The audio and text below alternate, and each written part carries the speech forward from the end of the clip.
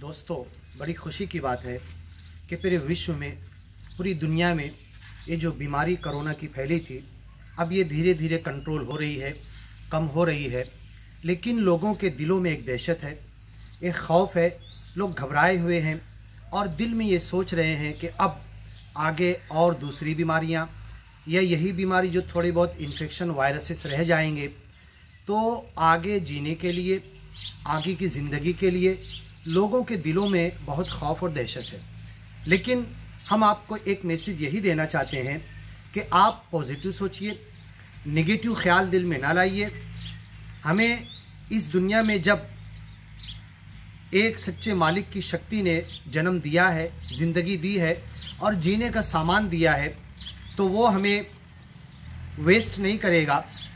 सिर्फ हमें ये सोचना है कि जो नेचर है, इस नेचुरल लाइफ की तरफ हम कैसे आ जाएं। ये जो प्रॉब्लम्स हमको आए थे और जिस प्रॉब्लम्स की वजह से इस दुनिया में भीड़ भाड़, बड़े शहर, गुंजानाबादी, करीब करीब के घर और एक घर का वेंटिलेशन नहीं, एक घर है उसके बाजू में घर है, उसके खिड़की दरवाजे, वेंटिलेशन, हवा निकलने का, धूप, रोशनी, पानी और इस तरीके से सारे नेचुरल इन्वायरमेंट का एंजॉय लेने का मज़ा हमें नहीं मिला। ये ज़मीन कोई छोटी नहीं है, ज़मीन बहुत बड़ी है और ज़मीन के ऊपर आपने ये आज के क्राइसिस में, कोरोना के मसाइल में ये सीख लिया होगा कि इंसान को बहरहाल अब फैल कर रहना है। इस मालिक की दी हुई ज़मीन पर उसकी नेमतों से फ़ायदा उठाना है, जानवरों से फ़ायदा उठाना है, झाड़ झंकार से फ़ायदा उठाना है, फूल की खुशबू, उसकी महक से, नेचुरल सेंट से फ़ायदा उठाना है। और जो हमें दवा का सेकेंडरी सोचना है, पहले तो हमें नेचुरल अपना इलाज करना है।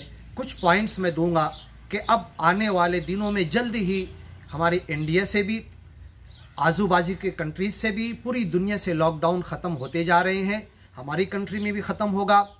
Best of luck. आप भी अच्छा जिए, हम भी अच्छा जिए, सारे इंसान सुख से रहे, यही तो हमारी ज़िंदगी का मकसद है। आओ हेल्थ की तरफ जो चैनल हमने बनाया है, इसमें हम यही चाहते हैं कि सब लोग कैसे तंदुरुस्त हो जाएं, फिज़िकली अपने हेल्थ की तरफ आ जाएं, अपनी सोच को, अपने विचार को निगेटिव ना करते हुए पॉजिटिव करें। उसके लिए सबसे पहली चीज़ कोरोना के ताल्लुक से भी ये आई थी कि इंसान जब घबराता है, जब टेंशन लेता है और तरह तरह के ख्यालात उसके दिल में आते हैं और दिमाग के ऊपर उसको टेंशन सवार होता है, तो कोरोना का अटैक उसके ऊपर ज़्यादा हो जाता है।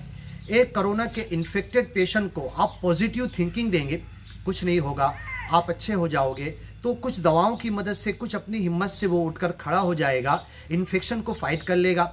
लेकिन निगेटिविटी, अरे तुम तो सब इतने लोग मरे, तुम भी अभी तुम्हारा इन्फेक्शन तो ये हालत का है, तो वो भी मौत की तरफ जाएगा।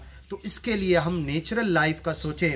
और सबसे पहला ये काम कि रात में, जो रात अंधेरी वाले सच्चे मालिक ने बनाया है, रात में जल्दी सोने की आदत करें। जब जल्दी खा पीकर हम सो जाएंगे और रात की जो नींद होगी हमारी पीसफुल होगी, हमें आराम देगी। तो दूसरी चीज़ कि जब हम रात में सोते हैं तो किस जगह सो रहे, वो रूम कैसा है, उसका वेंटिलेशन कैसा है, हवा आती है नहीं, एक तरफ से हवा आए दूसरी तरफ से निकल जाए। अगर मच्छर आते हैं, मच्छर के लिए आप कॉइल जलाते हैं, कंफर्ट या जो भी, जितने भी मच्छर को भगाने के लिए, ये सब पॉइजनस होते हैं। अगर मच्छर भाग सकते हैं तो हमारे बदन के बॉडी सेल्स को भी वो बहुत ज़्यादा हानिकारक है। तो जहाँ तक हो, मच्छर के भगाने की दवाओं से आप लोग बचें और ऐसे रूम का इंतज़ाम करें, या तो बारीक कॉटन की बारीक जाली से मच्छरदानी जो होती है वो बनाएं और मच्छर से बचें। और ऐसी जगह पर रात में सोएं कि रात के 8-9 घंटा आपको ताज़ी हवा आती रहे और ताज़ी हवा आकर आपके जो नाक की हवा निकली है वो रूम से बाहर जाती रहे। और एक रूम में एक उसका उसूल है कि कितना बड़ा रूम हो और कितने लोग उसमें हो। और आज हम लोग जानवरों की तरह एक छोटे रूम में भर जाते, दरवाज़ा भी बंद, खिड़की भी बंद, उसके बाद मच्छर भगाने के लिए पॉइजनस चीज़ें जलाकर अपने रेस्पिरेशन को, लंग्स को हम ख़राब करना शुरू कर देते हैं और कंप्रोमाइज़ लाइफ जीते हैं। हर जगह पर हम हर लेवल पर सो भी रहे हैं तो कंप्रोमाइज़, सुबह उठते हैं डॉक्टर के पास जाते हैं कि भाई सुबह उठते तो सुबह उठने का दिल नहीं होता, नींद पूरी नहीं होती, बदन दुखता रहता है, बदन में चैन और आराम नहीं मिलता।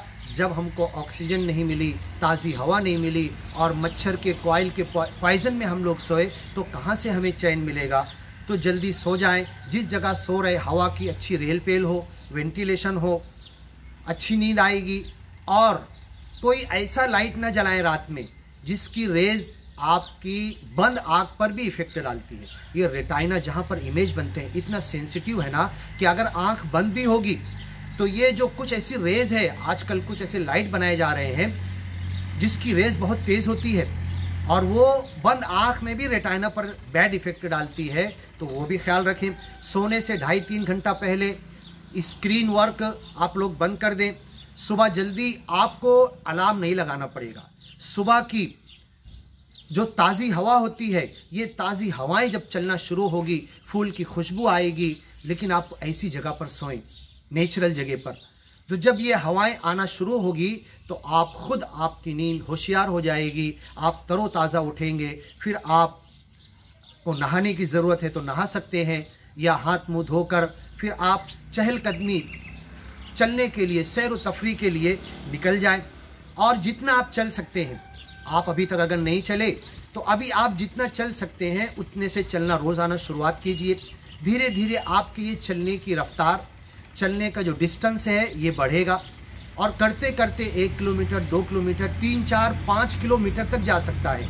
अगर आप रोज़ाना सुबह 5 किलोमीटर चल सकते हैं और 5 किलोमीटर अगर आप चले तो गोया कि आप एक नेचुरल बॉडी, नेचुरल इन्वायरमेंट में और नेचुरल फिजिकल पावर मेंटेन आपका बॉडी करना शुरू कर दिया है और आप नेचुरल हेल्थ की तरफ जा रहे हैं।